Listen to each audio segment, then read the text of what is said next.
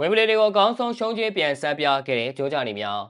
မင်္ဂလာပါခင်ဗျာပရီးမီးယားလိပြိုင်ပွဲမှာအချိန်ပေါ်မိနစ်သွင်းဂိုးတွေနဲ့အတူအထင်မဲ့ပဲအဆင့်20ကဝိုအသင်းကိုရှုံးနေခဲ့တဲ့လက်ပေါင်းအသင်းဟာပြောစရာတွေတော်တော်များခဲ့ပြီးအဆင့်ရက်တီမှုမှာလည်းအဆင့်6နေရာမှာရပ်တည်နိုင်ခဲ့တာပါဒါအပြင်ဒီနေထားတွေမှာဝိုအသင်းရဲ့ချီကျူးကန်ဖွင့်ခံရမှုတွေကလည်းများပြားလုံးခဲ့ပြီးလက်ပေါင်းအသင်းကတော့ဒီနေထားတွေမှာအမေဗလာပြိုင်ပွဲမှာပြန်လဲခြေဖြတ်ခဲ့တာပါဒီနေ့မနေ့အစောပိုင်းမှာတော့ဝိုအသင်းနဲ့လက်ပေါင်းအသင်းတို့ဟာဝိုအသင်းရဲ့အိမ်ခွင်းမှာပဲအမေဗလာပြိုင်ပွဲဖြစ်ကစားခဲ့ပြီး3ဂိုးတဂိုးနဲ့လက်ပေါင်းအသင်းကအနိုင်ရရှိခဲ့တာပါလက်ပေါင်းအသင်းကတော့မက်စလာ3ရက်နေ့ကရှုံးပွဲကြုံတွေ့ခဲ့မှုကိုမက်စလာ6ရက်နေ့မှာတော့အကောင်းဆုံးရှုံးချစ်ကိုပြန်ဆက်နိုင်ခဲ့ပြီး3ရက်အတွင်းမှာသူတို့ရဲ့ရှုံးရလက်ကိုပြန်လည်ခြေဖြတ်ခဲ့တာပါလက်ပေါင်းအသင်းကတော့နောက်တစ်ဆင့်ဖြစ်တဲ့ quarter final အဆင့်ကိုအမှားယွင်းမရှိတက်ရောက်နိုင်ခဲ့ကြပြီးလက်ပေါင်းနဲ့အတူတခြားသောအသင်းကြီးတွေဖြစ်တဲ့ Arsenal, Man City, Chelsea အသင်းတို့ကတော့ quarter final အဆင့်ကိုတက်ရောက်လာနိုင်ကြမလားဆိုတာစောင့်ကြည့်သွားရမှာပါလက်ပေါင်းအသင်းအဒီပရီးမီးယားလိမှာတိုင်ပတ်နေပေမဲ့လည်းတခြားသောပြိုင်ပွဲတစ်ခုဖြစ်တဲ့ချန်ပီယံလိနဲ့ FA ဖလားပြိုင်ပွဲတွေမှာတော့အခြေအနေကောင်းနေခဲ့ပြီးရှုံးတဲ့အဆင့်တွေကိုတက်ရောက်ထားနိုင်ခဲ့တာပါလက်ပေါင်းအသင်းအဖေဖလာပြိုင်ပွဲမှာ quarter final အဆင့်တွေတက်ရောက်ထားနိုင်ခဲ့ပြီးနောက်တစ်ဆင့်မှာဘယ်အသင်းနဲ့တွဲဆုံရမလဲဆိုတာကိုမသိနိုင်သေးတာပါ